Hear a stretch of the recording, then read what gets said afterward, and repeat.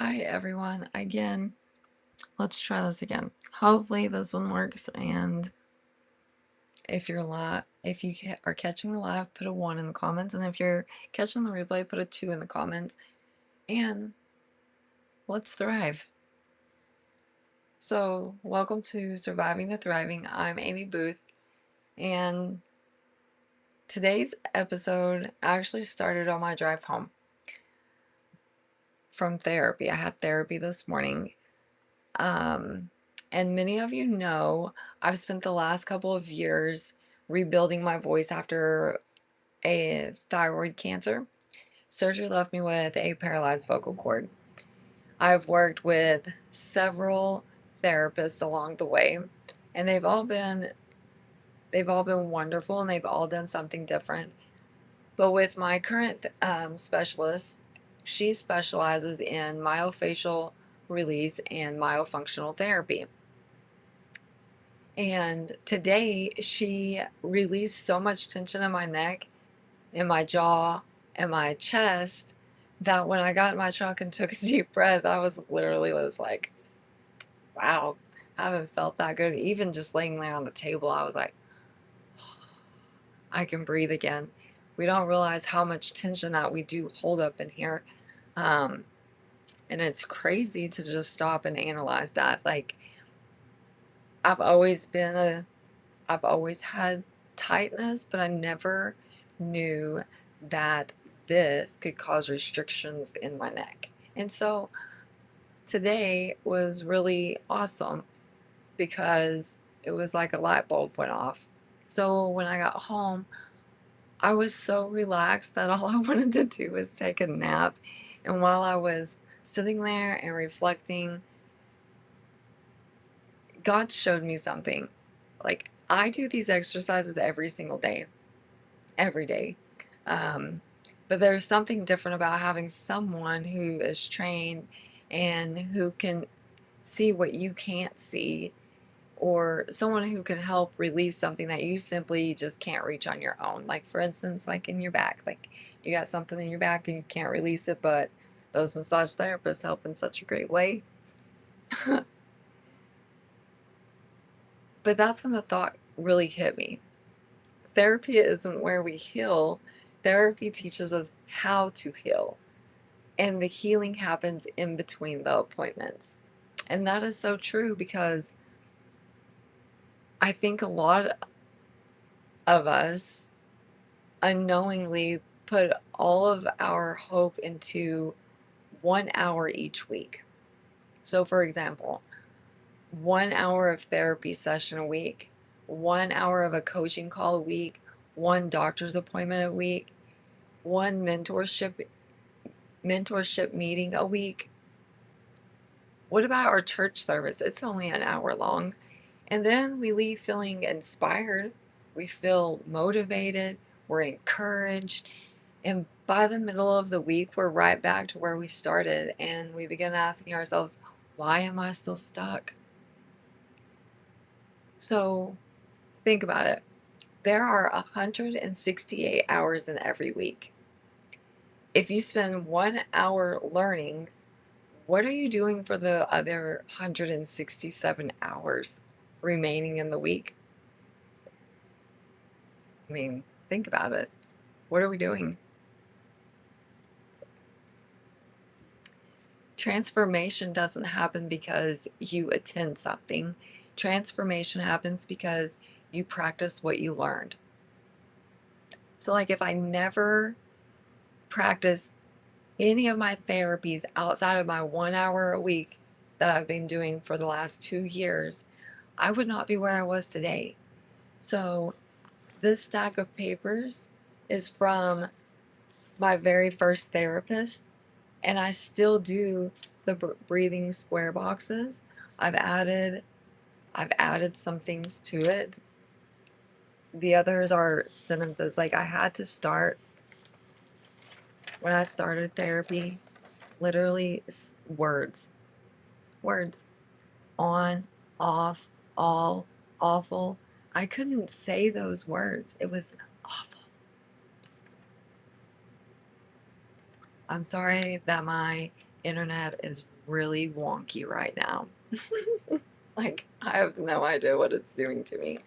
I think the devil is trying to attack me, truthfully, because when everything's going good, he has to come down and try and mark his mark. So, however, if I never sat in the mirror and on my bathroom counter and did these for 167 hours of the week, I wouldn't be where I am today. My second therapist, Packet. This is like piano work, making sounds with the pianos. I'm not a pianist. I don't want to say it wrong, but anyways, my transformation happened outside of therapy. Is what I'm trying to get at. So I'm gonna give you a real life example. When I finished with my voice therapist that I found after traveling to Tennessee and seeing another specialist over there for a second opinion, she kept saying, I think that so and so would be a great fit for you. She's a wonderful therapist. She is another speech therapist. And I was like, ma'am, honestly, I don't want to go to another therapy. I am tired. I want to enjoy my summer. I I don't I don't want to do any more. Like, I told her that, and you know what she did? She sent the referral. It's not that I didn't want to do it. I didn't want to quit. I'm just exhausted after the surgeries, after my appointments, after learning how to speak again, everything that my body's went through. I thought maybe I had just done enough, but she surprised me and I randomly got this phone call because she sent in a referral for me. And it's because she saw something that I couldn't see. And that referral introduced me to my current speech therapist. And she's the one that specializes in the myofascial and the myofunctional therapy. And it's been a completely different approach than anything that I have experienced before. And today I am so thankful that I said yes, because she's helping me release things I didn't know my body was still holding on to. But here's what I don't want you to miss. I only see her 1 hour every week. 1 hour. That's all I get with her. One whole hour. The other 167 hours of the week, I'm practicing. I'm still doing my breathing exercises from my first therapist. I'm still doing the voice exercises from my second therapist. And now I'm doing and adding everything from this therapist that she is teaching me every single day, because that 1 hour teaches me what to do, and the other 167 hours teaches my body how to live it. So, like, this blue patch, I don't even know what this is called. I don't even know. I have no idea. But it sticks to your skin. Literally sticks. And I have to like hold it down. And like this releases the tension in my chest. Like, it's wild. And then it opens this up to where I have more airflow, because that's what I need. And so we're working on releasing everything up in here. But I have to do the work. And if I don't do the work, then I'm going to be stuck, because she can only do so much.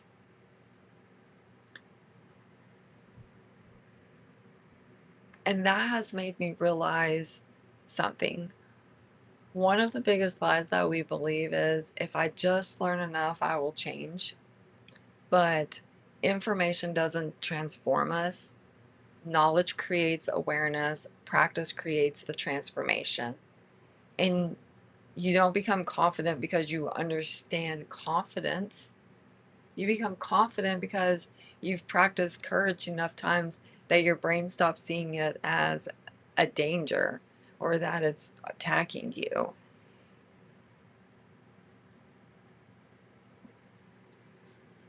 Like you don't build trust in yourself because you listen to another podcast.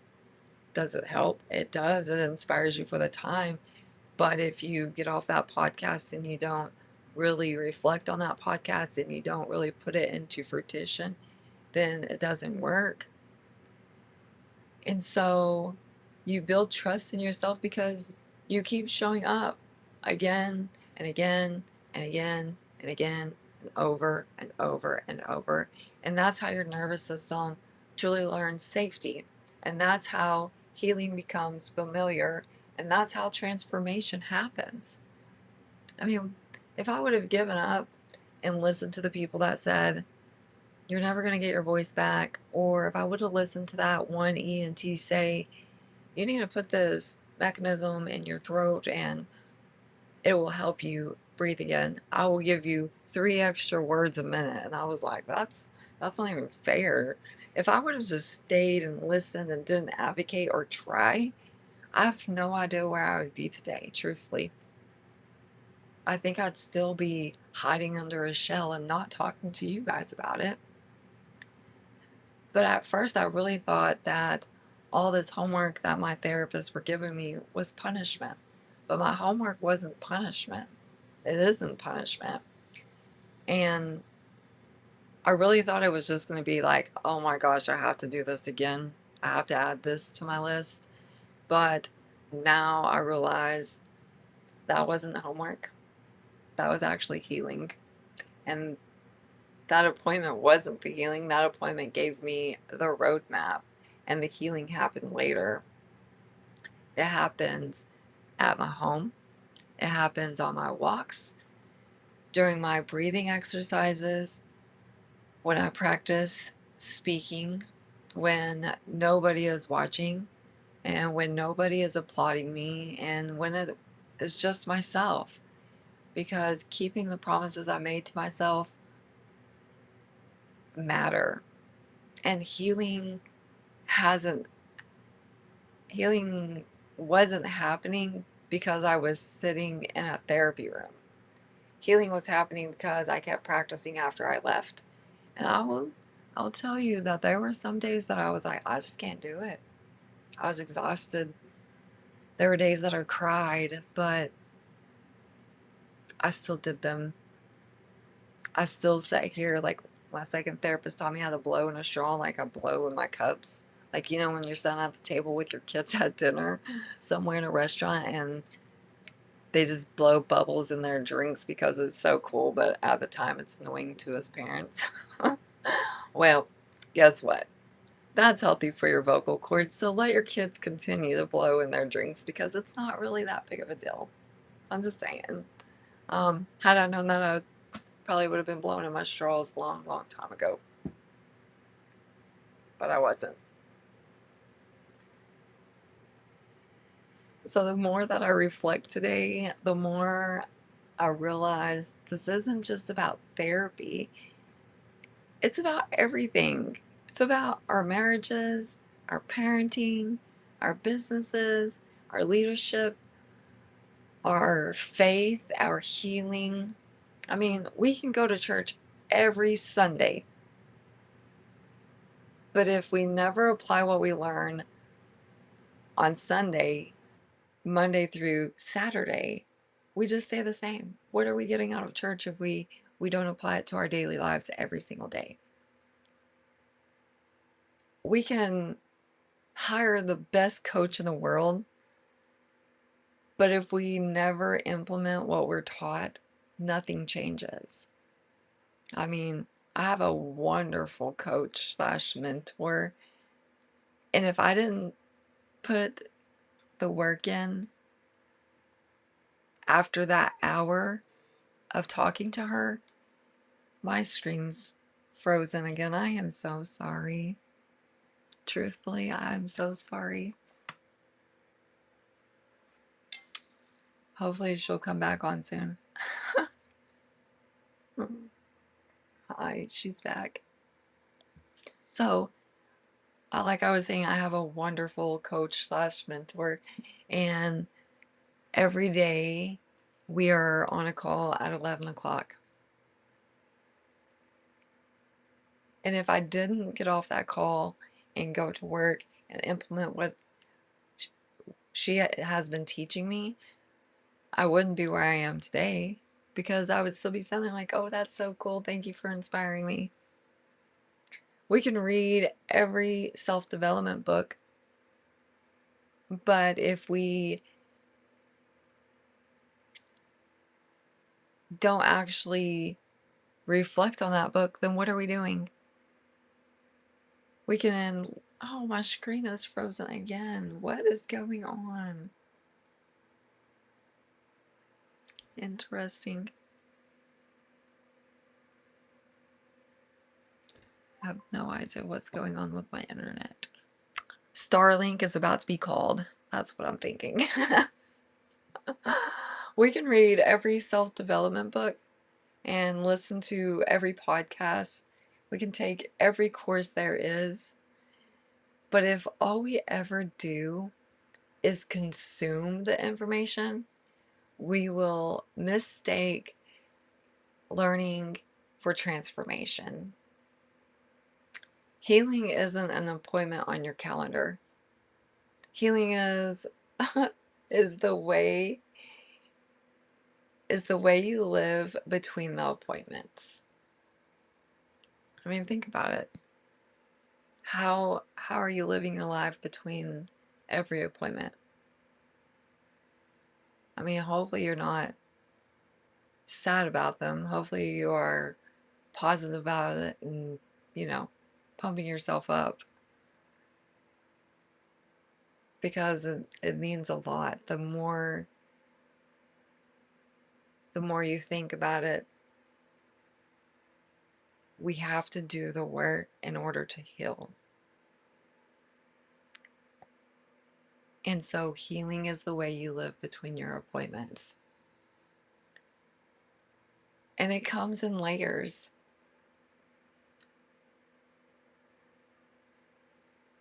At the end of today's appointments, my therapist looked at me and said, I think there's another layer here. And we sat there and talked about it for a long time. And I was like, no, I have to agree, because I do feel better from what I'm doing now, but there is still another layer that is trapped somewhere that we can't figure out. She told me about an osteopathic therapy clinic that she works closely with, and she believes there's another area of restriction that may need to be evaluated. And that's not because I've failed, not because I'm back at the beginning, but because healing often happens in layers. So today I came home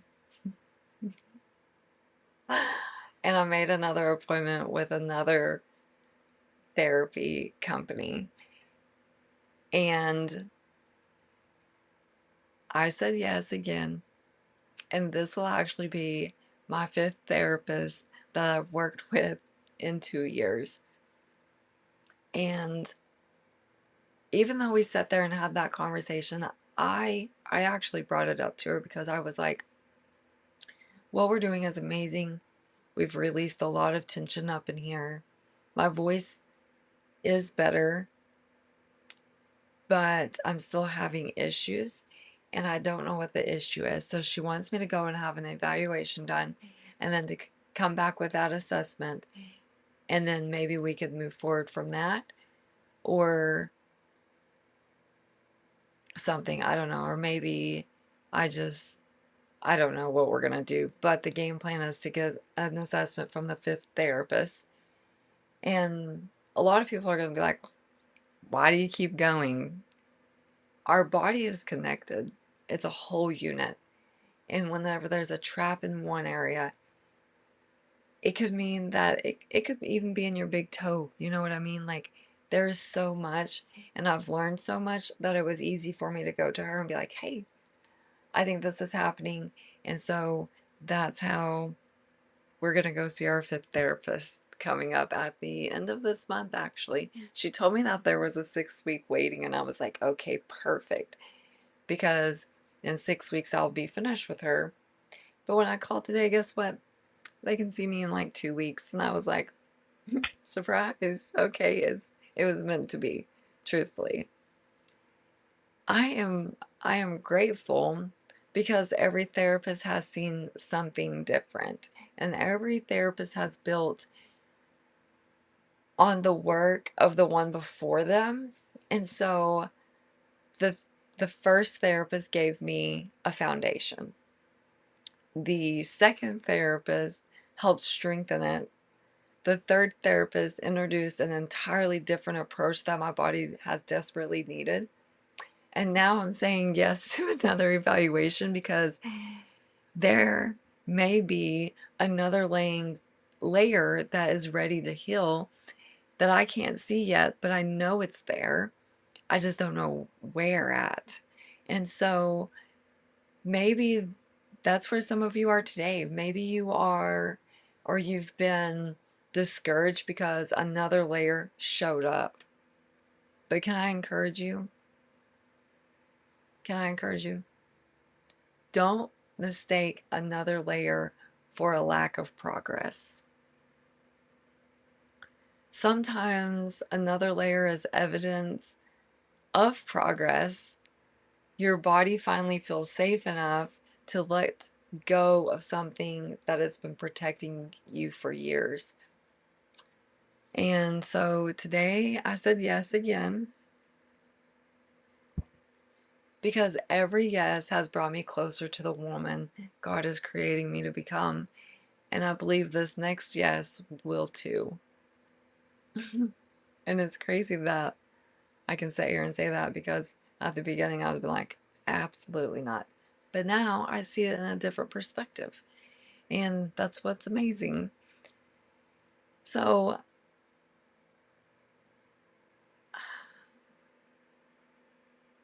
thriving isn't built on one breakthrough moment, it's built through daily repetitions. It's choosing to regulate your body, renew your mind, root yourself in faith and in purpose, rise into the leader God has called you to be. And every single day, not because it's easy, but because repetition creates safety, and safety creates transformation. Maybe today you are frustrated, or you've been going to therapy. Maybe you've been seeing doctors. Maybe you've been reading the books, listening to the podcast, working with your mentors, going to church, and you're wondering, why don't I feel different yet? Let me say something. Don't quit. Keep going. Take what you are learning and practice it truthfully.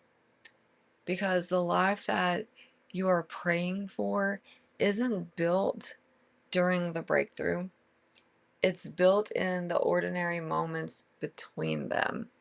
It's built in the walks, it's built in the breathing exercises, the prayers that you have. It's built in the boundaries, the healthy boundaries that you're setting for yourself, the repetitions that you're doing, the quiet decisions that absolutely nobody else sees but yourself. Those are the moments that shape you into who you are becoming. So until next time, remember, you cannot build a thriving life from a nervous system that still believes it's surviving. You can't. So regulate your body, renew your mind, root yourself in faith and purpose, rise into who you are becoming, and together, let's thrive. I hope you all have a wonderful evening.